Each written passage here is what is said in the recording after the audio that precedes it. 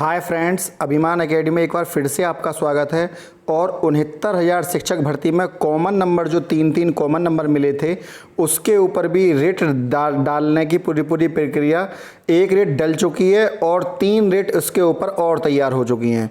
तो एक और विवाद का जन्म हो गया इससे, और शिक्षा मित्रों में भी कहीं ना कहीं इस बात की खुशी है कि पहले हमारी संख्या कम थी, हो सकता है अब हमारी संख्या यहाँ पर और बढ़ जाए। तो न्यायिक आधार पर जो भी होगा वो तो है ही, जो कम गुणांक वाले हैं, चाहे शिक्षा मित्रों चाहे कोई भी हो। और आंसर की पर भी केस इस पर ये इसलिए हो रहा है क्योंकि जो कॉमन नंबर है, पहले इसको समझ लेते हैं। कॉमन नंबर में क्या हुआ था कि 3 प्रश्न वो आउट ऑफ सिलेबस माने गए थे। अब 3 प्रश्न आउट ऑफ सिलेबस माने गए थे, तो इसमें क्या हुआ कि किसी ने तो वो 3 प्रश्न जो आंसर की आई थी, पहली वाली जो आंसर की आई थी, किसी ने तो वो तीनों प्रश्न पे सही टिक लगाए थे। और किसी छात्र ने क्या करा था कि सही से मतलब ये है, उसे जो सही लगा उसने वो लगा दिया, ठीक है, उसको वो 3 नंबर यहाँ पर मिल गए। लेकिन जिस छात्र ने वो सही नहीं लगाए थे उसको वो फिर भी 3 नंबर मिल गए। कॉमन नंबर से अर्थ ये होता है कि वो 3 नंबर यहाँ पर वो बच्चा ले गया। अब आप लगाइए 2.4 नंबर से 1% का प्रभाव पड़ता है ओवरऑल मेरिट पर। मतलब यदि किसी को 2.4 नंबर दे दिए जाएं तो उसका भर्ती प्रक्रिया में 1% नंबर बढ़ जाता है। और जबकि मात्र पॉइंट पर ही 0.4, 0.3, 0.4 पर ही हजारों बच्चा अंदर आ जाता है, हजारों बच्चा बाहर चला जाता है। तो बच्चों ने ये कहा है, जो अभ्यर्थी है जिन्होंने रेट डाली है, उन्होंने ये कहा है कि ये 3 नंबर जो आपने ऐसे कैंडिडेट्स को बांटे हैं जिनके वो प्रश्न ठीक ही नहीं थे या आपने आउट ऑफ सिलेबस माने हैं, तो यदि वो आउट ऑफ सिलेबस थे तो या तो उनको प्रश्नों को वहाँ हटा दिया जाता, आपको कॉमन नंबर वहाँ पर नहीं देने थे। तो इसलिए अभ्यर्थियों में नाराजगी है इन 3 प्रश्नों को लेकर। अच्छा, यहाँ पर एक कंडीशन इन 3 प्रश्नों की वजह से और भी निकल कर आई। ये निकल कर आई कि जिनको 3 नंबर भी ये मिले कॉमन नंबर, तो उनका, जैसे कि हम आपको बताएं कि जो एससी वाला छात्र है या ओबीसी वाला छात्र है, ओबीसी को ले लेते हैं, ओबीसी का छात्र है, उसका 66.7 पर सिलेक्शन हुआ है। अब 3 नंबर मिलने से क्या हुआ कि उसके 2.4 नंबर बढ़ गए। अब जो बॉर्डर लाइन वाला बच्चा था 66.7 में से आप 2.4 नंबर घटा दीजिए यहाँ पर, हालांकि ज़्यादा नंबर होते हैं ये, पर 66.7 में से आप 2.7 नंबर घटा दीजिए सीधे, 1.7। यहाँ पर हम इसको पूरा आंकड़ा भी नहीं लेकर चल सकते, लेकिन हम सिंपल ले लेते हैं 66.7।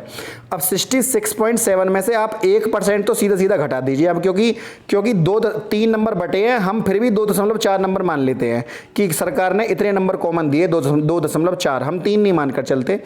तो इस आधार पर भी 65.7 पर आ गया। अब ये छात्र बाहर निकल गया तुरंत।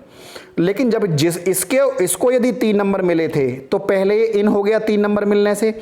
अब उन छात्रों में नाराजगी है, यदि कोई ओबीसी का छात्र है और उसके 66.6 हैं और सिलेक्शन हुआ है 66.7 पर, तो 0.1, और सरकार ने तो पूरे 2.4 से भी ज़्यादा दे दिए, ये बच्चा 0.1 से बाहर निकल गया। तो ऐसे छात्रों में नाराजगी है कि आपने 3 नंबर जो कॉमन दिए हैं, जो बॉर्डर लाइन पर आने वाले बहुत सारे छात्र हैं, कि आपने 3 नंबर कॉमन किस आधार पर दे दिए। यदि आउट ऑफ सिलेबस थे तो आपको इन प्रश्नों को उसमें से हटा देना चाहिए था और किसी को उस पर कोई नंबर ना दिया जाए। तो अभ्यर्थी इस चीज़ को लेकर बहुत नाराजगी भरे हुए हैं और भी अभ्यर्थी इन 3 नंबरों को लेकर कोर्ट केस में फाइल करने के बारे में सोच रहे हैं। तो और सबसे बड़ी दिक्कत पीएनपी ने स्वयं अपने लिए करी है। पीएनपी ने ये सबसे बड़ी प्रॉब्लम करी, यदि पीएनपी इस आंसर की जो जिला आवंटन सूची है इसको ना देता तो ये इतने सारे विवादों का जन्म यहाँ पर ना हुआ होता। अब अभ्यर्थी अपने मैट्रिक्स को लगा रहे हैं, अपना गणित लगा रहे हैं कि किस आधार पर हमारा नंबर आएगा, तो वो उसी तरह की बात कर रहे हैं, उसी तरह का केस कर रहे हैं। तो यहाँ पर बहुत बड़ी बात। दूसरा, कुछ बच्चे कह रहे हैं कि भर्ती प्रक्रिया में ओवरलैपिंग नहीं हुई है। यदि ओवरलैपिंग नहीं होती तो मैं आपको एक यहाँ पर आंकड़े दिखा रहा हूँ। ये एक जिला है, यहाँ पर कट ऑफ की जो लिस्ट है अनारक्षित की 67.1, ओबीसी की 63.58। तो ये मात्र ओवरलैपिंग का ही नतीजा है कि यहाँ पर इतनी लिस्ट में अंतर आ गया। दूसरा, अनुसूचित जाति के इस जिले में, क्योंकि इस जिले में लगभग 640 जगह थी, 667 के समथिंग थी, 667। तो अब आप लगा लीजिए कि यहाँ पर अनुसूचित जाति की लिस्ट ओबीसी से ऊपर है। कारण ये रहा कि यहाँ पर अनुसूचित जाति के बहुत सारे छात्र हैं जिन्होंने इस जिले के लिए आवेदन कर दिया। यही कारण थी, जो हाई मेरिटोरियस एसटी के छात्र थे उनकी लिस्ट ओबीसी से भी ऊपर चली गई। तो ओवरलैपिंग का रूल यहाँ पर सीधा सीधा लगा है, ऐसा कोई रूल नहीं है। एमआरसी जिला आवंटन सूची के बाद ही लगी है, कुछ लोग उस पर भी नाराज है, उन्हें समझ में नहीं आ रहा गणित क्या है। मैं आपको बता दूं कि यहाँ पर क्या हुआ है कि जो छात्र अनारक्षित में यहाँ पर आया है या ओबीसी में आया है, ये अंतर जो है वो ओवरलैपिंग की वजह से है। एमआरसी रूल केवल ये कहता है यदि किसी को जिला चाहिए, तो यदि वो जनरल की सीट में फाइट कर अपना जिला उसे नहीं मिल रहा है, तो वो अपनी ओबीसी की लिस्ट में आकर अपना ओबीसी की लिस्ट को मेंशन करते हुए अपना गृह जनपद वो ले सकता है, लेकिन फिर उसे अनारक्षित नहीं माना जाएगा।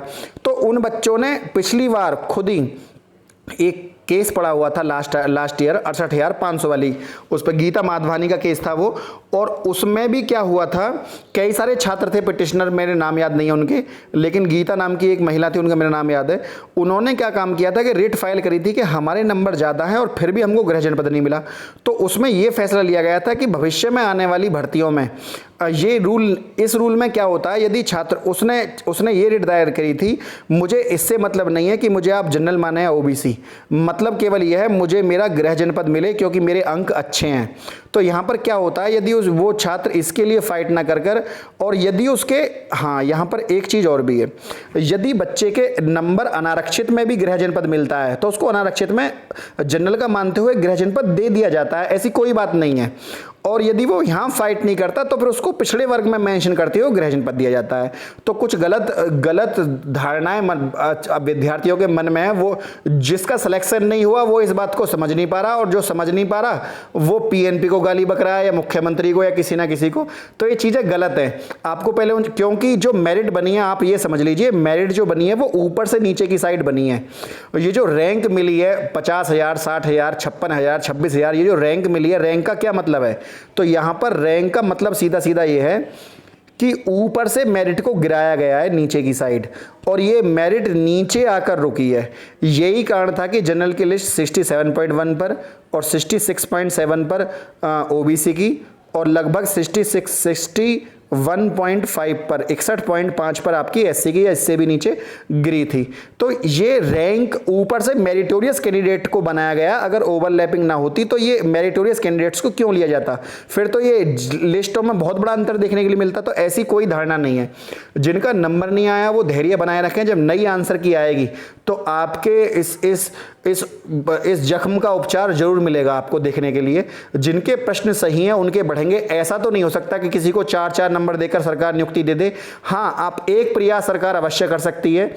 यदि सरकार बची हुई सीटों को, जैसा कि मुख्यमंत्री का बयान था कि हम इन 22,000 24,000 सीटों को नहीं जोड़ेंगे, तो यदि वो 22,000 सीटों को जोड़ दे तो ये जो बच्चे पॉइंट से बाहर निकल रहे हैं, पीएनपी से उन्हें कोई गिला शिकवा भी नहीं रहेगा, ना किसी सरकार से बीजेपी से कोई गिला शिकवा रहेगा, और जिनको नियुक्ति पत्र मिलेगी वो भविष्य आने वाले समय में सरकार का वोट बैंक का हिस्सा भी बनेंगे।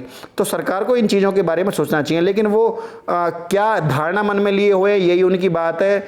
हो सकता है कि नई चुनाव में, क्योंकि एक बच्चा बड़ी मेहनत से भर्ती में पहुंचता है, ना जाने कौन मजदूरी करते हैं माता पिता, जब कहीं जाकर उसका पैसा भरते हैं, और वो बच्चा यहाँ भर्ती में फाइट कर रहा है, बड़ी बुरी बात है। और इन विद्यार्थियों के पास केस करने के लिए पैसे कहाँ से आएंगे, आप बताइए। बेरोजगार आदमी है। सरकार कभी कहती है हम डबल बेंच जाएंगे, हम सुप्रीम कोर्ट जाएंगे। सरकार उस उत्तर कुंजी को संशोधित क्यों नहीं करती है, एक सही आंसर की क्यों नहीं सरकार लाती है। जो 3 नंबर कॉमन बांटे उनको 3 नंबर को वहाँ से हटाया जाए, अगर किसी को कोई कॉमन नंबर नहीं दिया जाए, जिनके प्रश्न सही हैं उस उत्तरमाला को मानते हुए आंसर की बनाई जाए। तो ये सब चीज़ें गलत है। अब यहाँ पर एक चीज़ और भी सामने आ रही है कि मैं आपको एक एक करके सब चीज़ों के ऊपर प्रकाश डालता हूँ आपका। 4 जून 2020 की खबर है। राज्य सरकार 69,000 शिक्षक भर्ती में हाई कोर्ट के अंतरिम फैसले के खिलाफ डबल बेंच में अपील करेगी। अब बताइए, क्या डबल बेंच अपनी जो जूनियर पीठ है उस सिंगल बेंच के फैसले को मना कर देगी कि आप गलत उत्तर कुंजी पर अपना उत्तर प्रकाशित करो? तो यहाँ पर कुछ नहीं होने वाला, ना रोक हटेगी ना कुछ, बल्कि वहाँ पर उन छात्रों को मुश्किल और बढ़ जाएगी कि उन्हें भी एक वकील करना पड़ेगा, उसको पैसे देने पड़ेंगे। तो ये छात्रों के मन में और रोष भरा जा रहा है, जो कि गलत है, क्योंकि हाई कोर्ट का फैसला बिल्कुल गलत नहीं है। हाई कोर्ट का फैसला बिल्कुल जायज़ है कि सही उत्तर कुंजी को एक यूजीसी जो एक स्वतंत्र संस्था है उसके तहत एक सही आंसर की के तहत सब चीज़ें सही करी जाए। अब यहाँ पर उन छात्रों में रोष पैदा होता है जिनके नंबर आ गए, वो ये कह रहे हैं कि सर हमें नियुक्ति पत्र बांट दो, बाकी आप कुछ भी करो। तो ये गलत है। सरकार को हाँ, यदि उनको नियुक्ति पत्र देने हैं तो यहाँ पर एक नियम हो सकता है कि सरकार जिनको नियुक्ति पत्र मिल गए उनसे जिनकी काउंसलिंग में लिस्ट में नाम है उनको तो रखे ही रखे, प्लस 24,000 सीटें बढ़ाकर जो बच्चे 1 नंबर 2 नंबर 3 नंबर या 4 नंबर से पास होने वाले हैं वो उन सब छात्रों को भी नियुक्त कर ले। तो यहाँ पर जो सेलेक्ट हो गए उनको भी प्रॉब्लम नहीं होगी। सरकार यदि अब भी घोषणा कर दे 24,000 सीटों को जोड़ने की, तो जो छात्र मेरिटोरियस कैंडिडेट हैं उन्हें 1.5 महीने तक मानसिक प्रताड़ना से नहीं गुजरना पड़ेगा, क्योंकि वो उन छात्रों को पता है अब 24,000 सीटें और जुड़ गई हैं तो हमारी सीट तो यहीं रहेगी, हमें कोई दिक्कत नहीं है। लेकिन वो इनको पता नहीं क्या प्रॉब्लम आती है इन चीज़ों से। नई भर्ती निकालने को तैयार है पर सीटें जोड़ने को तैयार नहीं है। अंतरिम फैसला आते ही डॉक्टर द्विवेदी बेसिक शिक्षा निदेशालय पहुंच गए और फैसले की कॉपी आने पर काउंसलिंग रुकवाने का निर्देश जारी किए गए। वहीं परीक्षा नियामक प्राधिकारी से तुरंत अपील करने पर प्रस्ताव मांगा गया और शाम तक प्रस्ताव निदेशालय को भेजा गया। अब सुनिए इनमें क्या हुआ है कि साथ बैठकर चर्चा की और कोर्ट के ऑर्डर की कॉपी मिलते ही मंथन शुरू हो गया और कानूनी राय लेने के बाद सरकार ने उसे अदालत में चुनौती देने का निर्णय लिया है। अब आप बताइए कि ये अगर चुनौती वहाँ पर जाकर देंगे तो जिन छात्रों ने चाहे ऋषभ मिश्रा का केस हो चाहे और भी अन्य अभ्यर्थी हैं वो सब दोबारा वकील करेंगे, उनके दोबारा पैसे खर्च कराए जाएंगे, जबकि वहाँ पर होने वाला कुछ भी नहीं है, क्योंकि आपने उस दिन 1 दिन का वेट नहीं किया। अगर आप 1 दिन का वेट कर लेते तो इतनी समस्याएं ना खड़ी होती, क्योंकि अब नए नए केसों का जन्म जो हो रहा है वो जिला आवंटन सूची आने की वजह से हो रहा है। अगर आप 1 दिन का क्योंकि आंसर की जांच होती और दोबारा जिला आवंटन सूची दोबारा वितरित हो जाती, 1 दिन में वेट ना करने की वजह से नई चीज़ों को आपने जन्म दिया। दूसरा, अब आप दोबारा अदालत में चुनौती देने के लिए जाना है केवल स्टे हटवाने के लिए। अब क्या होगा, इस बीच में और नए नए केस लगेंगे, यहाँ पर भी सुनवाई चलेगी और इससे भी जहाँ आप 12 जुलाई को कुछ फैसला वहाँ पर होता तो डबल बेंच में फिर इस चीज़ के ऊपर व्याख्या चलेगी। तो सरकार या तो चुनाव तक इस भर्ती को खींच कर ले जाने का प्रयास कर रही है और उन्हें इससे फ़र्क नहीं पड़ता किसका चयन होता है किसका नहीं, क्योंकि डबल बेंच में जाने का कोई अर्थ नहीं नजर आता यहाँ पर, क्योंकि जो चीज़ें जायज़ हैं उनके ऊपर डबल बेंच में जाने का क्या अर्थ है। तो ये तो बिल्कुल चीज़ें गलत है, वहाँ पर कुछ नहीं होने वाला डबल बेंच में भी। ये केवल अगर आपको बच्चों को मानसिक सुकून देना है तो आप एक यहाँ पर घोषणा कर सकते हैं कि हम इसमें जो बची हुई 22,000 या 24,000 सीट है उनको यहाँ पर जोड़ते हैं, और जोड़ने के बाद नहीं, ताकि कम मेरिट वाले छात्र, अधिक से अधिक छात्रों का प्रयास हो, उनका भला हो जाए और सबका सिलेक्शन हो जाए। तो इस तरह की बात ना करके सरकार दोबारा छात्रों को कोर्ट में घसीटने का प्रयास कर रही है। अपनी गलती और छात्रों को कोर्ट में ले जाने का प्रयास, दोनों ही चीज़ें गलत हैं। सरकार हर अपने करे पर पर्दा डाल रही है यहाँ पर सीधे सीधे। यहाँ पर एक सूचना है, आप देख लीजिए इसको। परिषदीय प्राथमिक विद्यालयों में 69,000 सहायक अध्यापक भर्ती के मामले में बुधवार को हाईकोर्ट की लखनऊ पीठ की ओर से भर्ती प्रक्रिया में स्थगित करने के आदेश पर सरकार की खासी किरकिरी हुई है। सरकार की फजीहत का अंदाजा इस बात से लगाया जा सकता है कि भर्ती प्रक्रिया पर रोक उस समय लगी जब विभिन्न जिलों में बुधवार को तय कार्यक्रम के अनुसार काउंसलिंग की प्रक्रिया शुरू भी हो चुकी थी। कोर्ट के आदेश से सरकार तो हतप्रभ है ही, काउंसलिंग में पहुंचे वो भी पहुंच गए। एक बच्चा आपने पैसे खर्च कर रहा है, उसने, एक बात बताइए, वो बच्चा कितना खुश होगा जिसने लिफाफे खरीदे, टिकट खरीदे, डॉक्यूमेंट की फोटोस्टेट बनाई, फाइल खरीदी, एक किराए की गाड़ी करी, वहाँ तक गया, बड़ी खुशी खुशी, मोहल्ले पड़े सबको उन्हें फ़ोन कर करके बताया। वो बच्चा बहुत ज़्यादा खुश है, उसको ये था कि हाँ मेरा नंबर आ गया। लेकिन कहीं ना कहीं यहाँ पर उसने उसको उदास कर दिया है, केवल एक निर्णय की वजह से अच्छा खासा बच्चा यहाँ पर उदास हो गया। तो ये चीज़ें गलत है। सरकार को इस तरह के फैसले, एक राजनेता कौन होता है? राजनेता वो होता है जो पॉलिटिकल डिसीजन लेने में सक्षम हो। यदि आप पॉलिटिकली डिसीजन सही से नहीं ले पा रहे हैं तो आप उस कुर्सी पर बैठे ही क्यों हैं? चाहे वो पीएनपी के अध्यक्ष सचिव हों, चाहे वो कोई भी हो, डिसीजन लेना बहुत बड़ी इंपॉर्टेंट होती है। आप डिसीजन कोर्ट से एक दिन पहले जो आपने जिला आवंटन सूची निकाली, आप तब भी निर्णय नहीं ले पाए, आप डबल बेंच में जा रहे हैं, आप आज भी निर्णय नहीं ले पा रहे, और आने वाले समय में ये कोर्ट चलेगी और बच्चों को मानसिक प्रताड़ना मिलती रहेगी। सबसे बड़ा प्रयास यहाँ 24,000 सीटें यदि जोड़ दे तो ये बच्चे के मन में एक शांति रहेगी, वो बच्चा खुश रहेगा, कम से कम दुखी तो नहीं होगा कि हाँ चलो इतनी सीटें जोड़ने के बाद मेरा नंबर अब मुझे उम्मीद है कि हाँ मैं इस नंबर पर बना रहूँगा। और ज़्यादा से ज़्यादातर बच्चे बॉर्डर लाइन पर पास हुए हैं, और वो जितने भी बॉर्डर लाइन पर पास हुए हैं उनको एक शांति मिलेगी मन को, लेकिन सरकार इस तरह का कोई प्रयास यहाँ पर नहीं कर रही है। आप समझ सकते हैं कि मैं क्या कहना चाहता हूँ इन चीज़ों के ऊपर।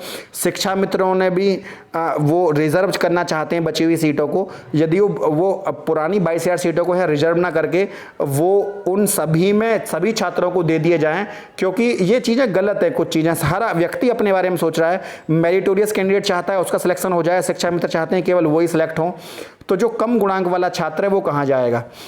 कम गुणांक वाले छात्र का केवल चयन एक ही चीज़ से संभव है कि सरकार बची हुई सीटों को जोड़ दे और इस भर्ती प्रक्रिया को आगे बढ़ाए, और नई उत्तर कुंजी के आधार पर 12 जुलाई के बाद इस पर प्रक्रिया आगे बढ़े, ताकि कोई नए केस का जन्म ना हो। तो फ्रेंड, यदि वीडियो आपको अच्छी लगी हो तो वीडियो को अधिक से अधिक आप शेयर करें, और कमेंट बॉक्स में जो भी आपको अपना बातें अपनी रखनी है आप कमेंट बॉक्स में ज़रूर दें हमको। आपकी जो बातें हैं उनसे हमें बल मिलता है कि हम आपकी बात को मीडिया के सामने रखें, लोगों तक पहुंचाएं, ताकि लोग उस चीज़ के लिए जागृत हों। तो कम गुणांक वाले विशेष तौर पर इन बातों का ध्यान रखें, सीटों को जुड़वाने का प्रयास करें। फ्रेंड, यदि वीडियो आपको अच्छी लगी हो तो वीडियो को लाइक शेयर सब्सक्राइब करना ना भूलें चैनल को। आज के लिए इतना ही। जय हिंद, जय भारत।